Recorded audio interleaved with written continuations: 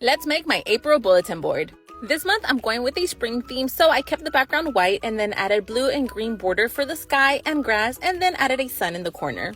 In math, we were learning about 3D shapes, so when I found these cylinder tubes in my closet, I knew they would be perfect to connect to our math lesson, but also make a cute craft for our bulletin board. So we turned them into butterflies. We first painted the tubes. Then, with my favorite teacher hack of using a spray bottle to activate the watercolor paint, students painted a butterfly template. Once everything was dry, it was time to assemble their butterfly, so each student cut out their template, and then I walked around adding glue to the center part of their butterfly, and then they would add the cylinder, making them a 3D butterfly. But we didn't just stop there. We also reviewed the sphere shape and used some pom-poms to create a caterpillar, so each student got a leaf template.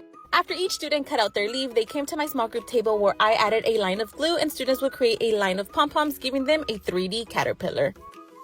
And as always, the last thing left to do is to display the student work on the bulletin board. So I went ahead and randomly stapled all the butterflies onto the bulletin board, and then the caterpillars were placed in between all the empty gaps.